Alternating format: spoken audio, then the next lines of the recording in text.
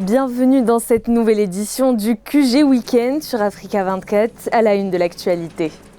Cérémonie du triomphe ce vendredi 24 janvier au Cameroun en raison de la sortie officielle de la 37e promotion des élèves officiers de l'école militaire camerounaise. Une cérémonie présidée par le chef de l'État, Paul Biya. Des réformes pour redynamiser la Cour de justice de la CEMAC. Cet organe veut se réactualiser pour mieux répondre aux différents recours des États membres. Et enfin, rencontre avec la star de la haute couture Made in Africa, Iman Yassi, a présenté sa nouvelle collection inspirée de l'Afrique durant la Fashion Week à Paris auprès des plus grands créateurs de mode au monde. Mais tout d'abord, dans l'actualité, au Rwanda, 6 opposants politiques ont été condamnés ce jeudi 23 janvier à des peines allant de 7 à 12 ans de prison pour formation d'un groupe armé et menace à la sécurité de l'État. Tous les accusés sont des membres du mouvement d'opposition non reconnu par l'État rwandais des Forces démocratiques unifiées.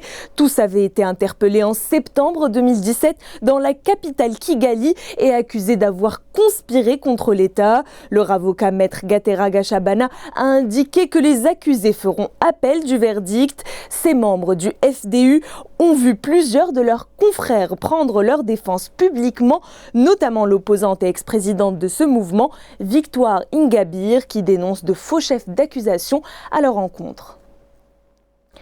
Sortie officielle ce vendredi 24 janvier de la 37e promotion des élèves officiers actifs de l'école militaire interarmée du Cameroun.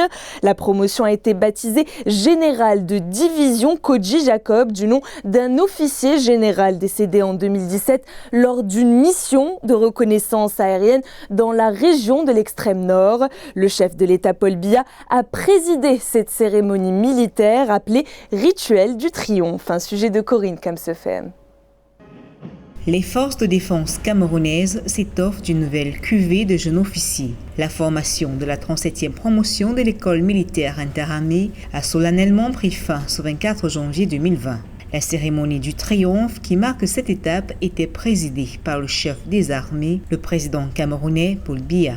Jeunes officiers de la promotion générale de division Koji Jacob, vous avez reçu pendant 3 années une formation exigeante à l'école militaire interarmée.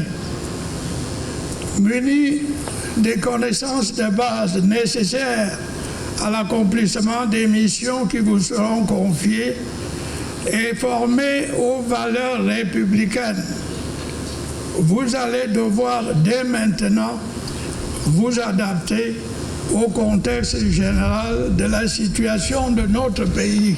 Plus de 200 officiers qui seront déployés sur l'ensemble du territoire alors que les défis sécuritaires portent de façon globale sur la défense réaffirmée de l'intégrité territoriale du Cameroun. En dépit d'une certaine accalmie, l'armée camerounaise doit rester vigilante pour garantir la sécurité dans les grandes villes en proie au grand banditisme, dans les régions du nord-ouest et du sud-ouest, malmenées par une crise séparatiste, mais aussi à l'extrême nord, où la capacité de nuisance de Boko Haram reste importante. J'envisage servir partout où le devoir m'appellera. Et avec la présence du chef de l'État ici, j'ai compris, j'ai mesuré la reconnaissance que la nation entière a pour les militaires.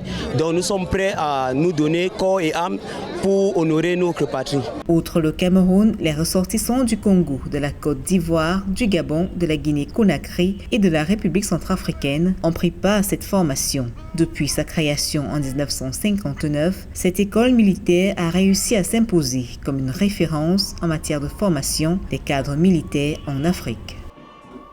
La Cour de justice de la CEMAC est confrontée à de nouveaux enjeux institutionnels et politiques.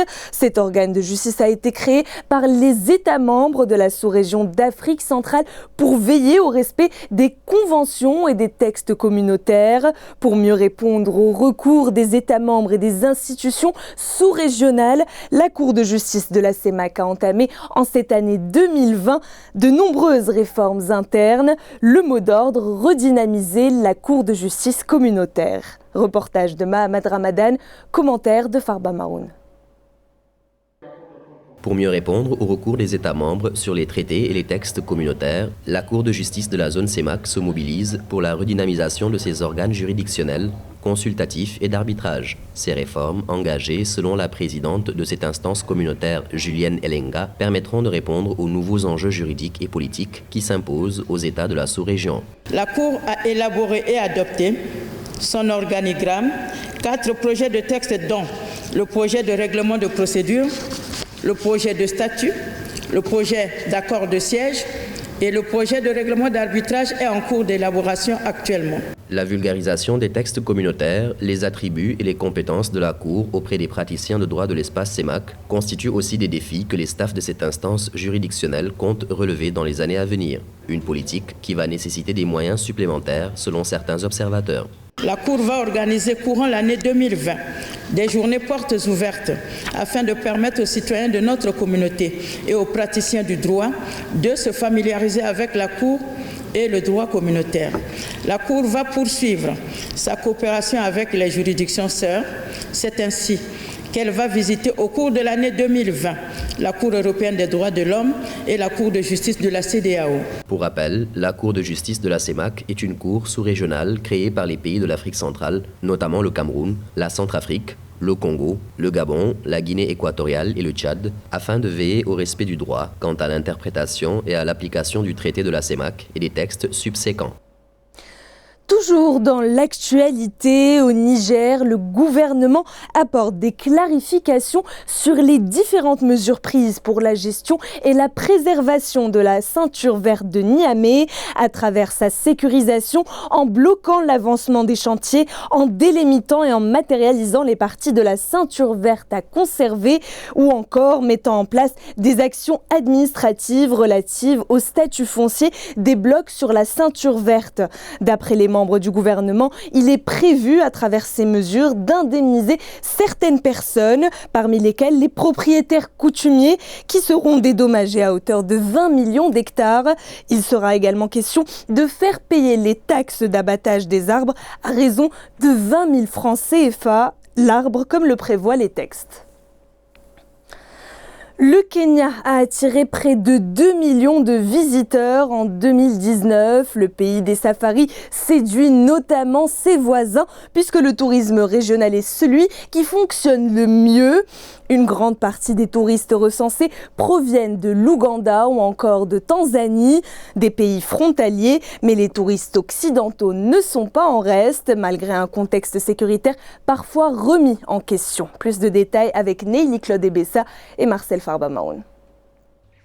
Le Kenya, destination touristique parmi les plus courues en Afrique, continue d'attirer davantage de touristes. D'après le rapport sur les performances du secteur en 2019, l'Ouganda et la Tanzanie constituent les principaux marchés touristiques du pays après les États-Unis. Les deux pays d'Afrique de l'Est ont enregistré respectivement 223 010 et 193 740 visiteurs au Kenya. L'industrie touristique du Kenya a enregistré une croissance importante des arrivées internationales ayant augmenté de 1,167%, soit 2,04 millions en 2019. C'est plus facile pour un Ougandais ou pour un Tanzanien d'aller au Kenya. Les nationaux cherchent la destination la moins chère et celle qui optimise la qualité de leurs vacances. La destination qui est à portée de main, c'est le Kenya.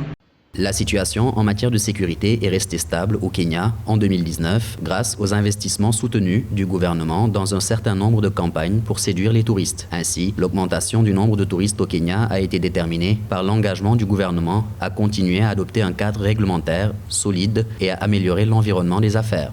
Le Kenya a toujours été une plateforme touristique, une espèce de hub touristique de toute l'Afrique de l'Est. Ce qui originalise le Kenya, c'est d'abord son safari, les parcs d'attractions, l'encadrement et beaucoup plus aussi la qualité écotouristique du Kenya. Plus de 63,1% de tous les touristes qui ont visité le Kenya en 2019 étaient des vacanciers, 13,5% étaient des voyageurs d'affaires, 10,6% visitaient la famille et des amis et 12,75% cherchaient d'autres services tels que le traitement, le shopping et l'éducation.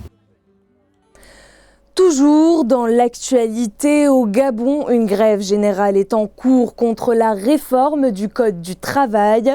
Une grève générale qui se tient depuis ce jeudi 23 janvier pour 5 jours. Une quinzaine de syndicats gabonais ont appelé à rejoindre la grève. Selon ces syndicats, la réforme du Code du travail souhaitée par le gouvernement inquiète les partenaires sociaux au Gabon. Ils demandent au gouvernement de prendre en compte les amendements rédigés par ses partenaires sociaux et de donner des garanties sur le maintien des acquis. Cette mobilisation doit continuer jusqu'au lundi 27 janvier si aucune négociation n'est engagée avec les membres du gouvernement.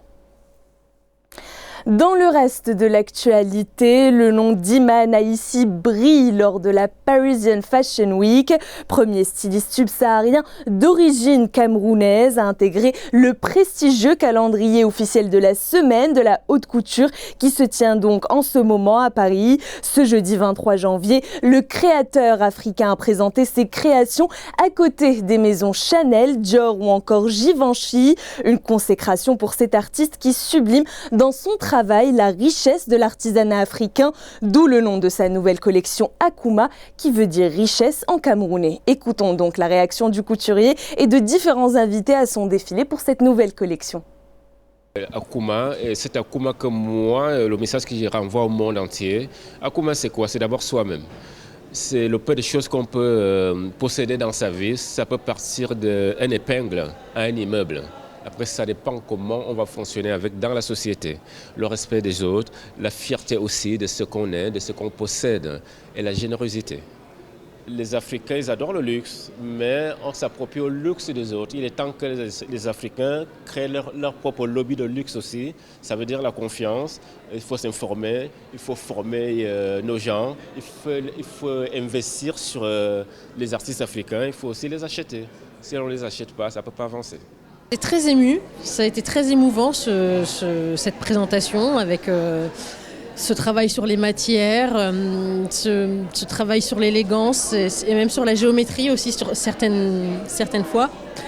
Voilà, moi j'ai été vraiment conquise par ce qu'il fait. Moi je suis très émue par sa présence dans la Fashion Week. C'est quelqu'un qui a su toucher tout le monde par sa façon de faire ses modèles très originales, sans oublier d'où il vient, parce qu'on retrouve beaucoup d'étoffes qui viennent d'Afrique, beaucoup de raffia, et tout ce mélange-là, ça fait vraiment quelque chose de ouf.